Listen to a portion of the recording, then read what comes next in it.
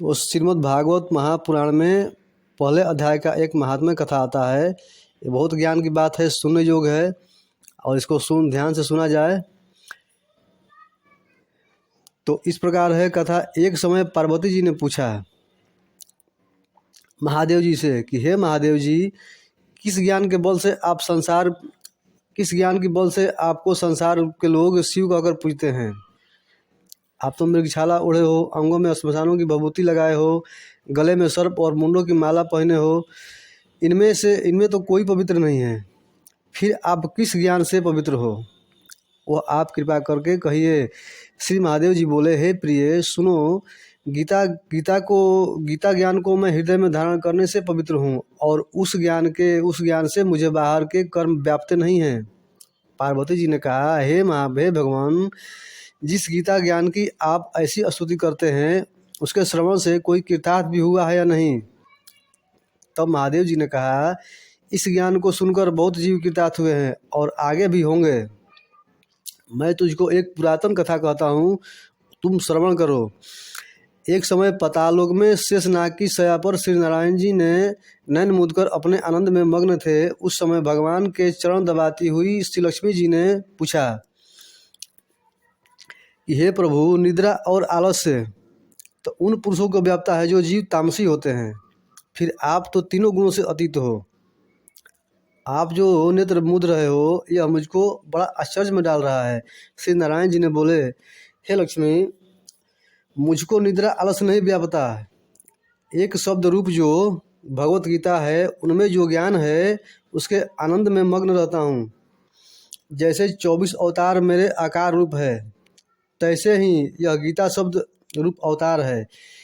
इस गीता में यह अंग है, 5 अध्याय मेरा मुख है, 5 अध्याय मेरी भुजा है और 11वां अध्याय मेरा हृदय और मन है, 16वां अध्याय मेरा उदर है, 17वां अध्याय मेरा जंघा है और 18वां अध्याय मेरे चरण हैं। सब गीता के जो श्लोक हैं सो मेरी नाड़ियां हैं और जो गीता के अक्षर है सो मेरे रोम हैं। ऐसा जो मेरा शब्द रूपी गीता ज्ञान है जिसके अर्थ मैं हृदय में विचारता हूँ और बहुत आनंद प्राप्त होता हूँ मैं। तब श्री लक्ष्मी जी बोली कि हे नारायण जी, जब श्री गीता जी का इतना ज्ञान है तो उसको सुनकर कोई जीव कृतार्थ भी हुआ है या नहीं हुआ है, मुझसे कहने की कृपा करिए। श्री नारायण जी ने कहा, हे लक्ष्मी, गीता का ज्ञान जो सुनकर बहुत जीव कृतार्थ हुए हैं सो तुम सुनो। शूद्र वर्ण एक प्राणी था। कथा का यहाँ पे प्रारंभ होता है कि शूद्र वर्ण एक प्राणी था जो चंडालों का कर्म करता था और तेल लवण का व्यापार करता था। उसने बकरी पाली। एक दिन वह बकरी चराने को वन में गया और वृक्षों के पत्ते तोड़ने लगा। वहाँ सर्प ने उसे डस लिया, जिससे तत्काल उसके प्राण निकल गए। मरकर उसने बहुत नरक भोगे। फिर जाके अगले जन्म में बैल का जन्म पाया। उस बैल को एक भिक्षुक ने मोल ले लिया। वह भिक्षुक उस पर चढ़कर सारा दिन भीख मांगते फिरे। जो कुछ भिक्षा मांगकर लावे वह कुटुंब के साथ मिलकर खावे और वह बैल सारी रात द्वार पर बांधा रहे, उसको खाने पीने की व्यवस्था नहीं मिले।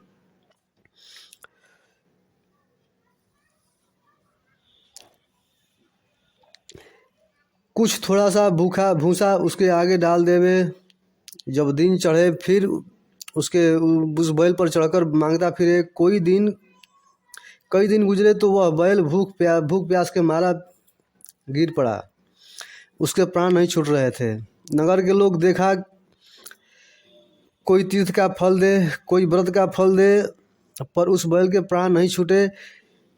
एक दिन एक गणिका आई। गणिका मतलब वेश्या आई। उसने मनुष्यों से पूछा, यह भीड़ कैसी है? तो उन्होंने कहा, इसके प्राण जाते नहीं हैं, अनेक पुण्यों का फल दे रहे हैं तो भी इसकी मुक्ति नहीं होती है। उस वेश्या ने कहा, मैंने जो किया है उसका फल इस बैल के निमित्त दिया। इतना कहते ही बैल की मुक्ति हो गई। तब बैल ने एक ब्राह्मण के घर में जन्म लिया। पिता ने उसका नाम सुशर्मा रखा। जब बड़ा हुआ तो उसको पिछले जन्म की सुध रही थी, सारी सुध रही थी। इसने एक दिन मन में विचार किया कि जिस गणिका ने, जिस वेश्या ने मुझे बैल की जोनी से छुड़ाया था उसका दर्शन करूं। वह चलते चलते गणिका के घर गया और कहा, तू मुझे पहचानती है? गणिका ने कहा, मैं तो नहीं पहचानती, तू कौन है? मेरी तेरी क्या पहचान है भाई, तू विप्र और मैं वेश्या।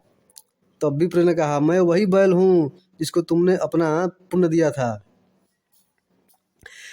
तब मैं बैल की जोनी से छूटा था, अब मैं विप्र के घर में जन्मा हूँ, तू वह अपना पुण्य बता। गणिका ने कहा, वेश्या ने कहा, मैंने अपने जाने कोई पुण्य नहीं किया, परंतु मेरे घर में एक तोता है, वह कुछ पढ़ता है, मैं उसके वाक्य सुनती हूँ, उस पुण्य का फल मैंने तेरे निमित्त दिया था। तब विप्र ने तोते से पूछा कि तू सवेरे क्या पढ़ता है? तोते ने कहा, मैं पिछले जन्म में विप्र का पुत्र था। पिता ने मुझे गीता के पहले अध्याय का पाठ सिखाया था। एक दिन मैंने गुरुजी से कहा कि तुमने मुझको क्या पढ़ाया? तब गुरुजी ने मुझे श्राप दे दिया कि तू सुगा हो जा। तब मैं सुगा हुआ। दिन फंदक ने मुझे एक बहेलिये ने मुझे फंसा पकड़ कर ले गया। विप्र ने मुझे मोल ले लिया। विप्र भी अपने पुत्र को गीता का पाठ सिखाया था, तब मैंने भी वह पाठ सीख लिया। एक दिन विप्र के घर चोर घुस पड़े। उन चोरों को धन तो प्राप्त नहीं हुआ, पर हमारे पिंजड़े को उठा ले गए। उन चोरों की यह गणिका मित्र थी, यानी कि उन चोरों की यह वेश्या मित्र थी। मुझे इसके पास ले आए, सो मैं नित्य गीता जी के पहले अध्याय का पाठ करता हूँ।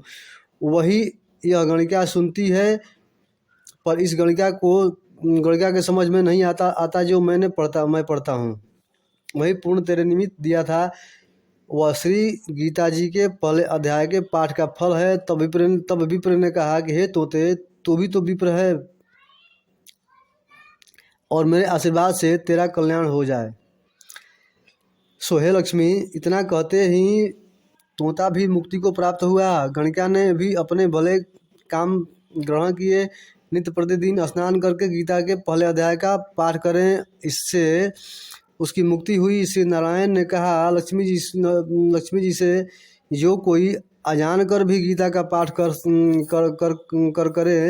या श्रवण करे, उसको भी मुक्ति मिलेगी, अवश्य मिलेगी, इसमें कुछ भी संशय नहीं है। श्रीमद् भागवत महापुराण की जय। श्रीमद् नारायण भगवान की जय। यदि आप हमारे चैनल पे नए हो तो कृपया करके इस चैनल को सब्सक्राइब करें, लाइक करें, शेयर करें। जय श्रीमद् नारायण भगवान की।